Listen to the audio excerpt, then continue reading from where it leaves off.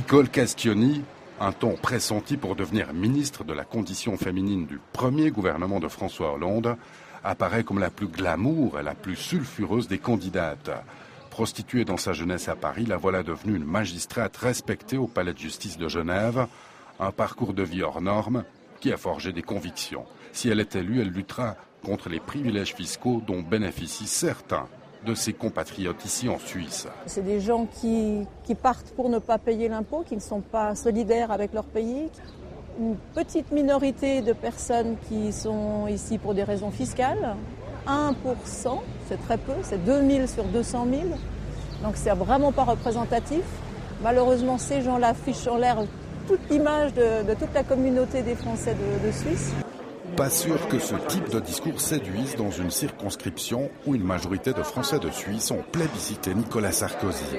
62% l'ont soutenu lors du deuxième tour de la présidentielle, une configuration électorale qui fait de Claudine Schmid, zurichoise d'adoption et représentante de l'UMP, la favorite de ce scrutin. Les Français de Suisse se retrouvent beaucoup plus dans les valeurs de l'UMP. Ils voient l'avantage de ces valeurs parce qu'elles sont reprises en Suisse, c'est-à-dire que la valeur travail, la valeur de moins d'État, de liberté d'entreprendre. Mais la droite part très divisée. Micheline Speury est aussi membre de l'UMP, une figure politique en Suisse. Elle vise un siège à l'Assemblée nationale avec un objectif, ne pas laisser tous les leviers du pouvoir à la gauche. La situation générale en France, en Europe est extrêmement préoccupante pour les raisons que tout le monde connaît.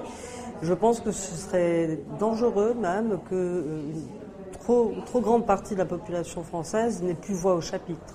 Un homme pourrait bien jouer les troubles faits dans cette élection. Bernard Garcia, ancien ambassadeur de France en Suisse, il sillonne tout le pays. Il est un proche de François Bayrou qui avait fait un très bon score en Suisse, 15% des électeurs, 2 fois plus que son résultat sur le plan national. Il se profile comme le plus suisse de tous les candidats. Moi, je suis le seul candidat du centre et je pense que ça correspond assez à la mentalité des Français de Suisse. Parce qu'il y a beaucoup de binationaux. Et je constate que les valeurs que porte M. Bayrou sont assez comparables à celles des grands partis du centre suisse.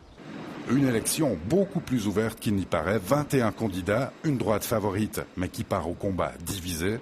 En Suisse, on s'achemine peut-être vers un deuxième tour qui pourrait déjouer tous les pronostics.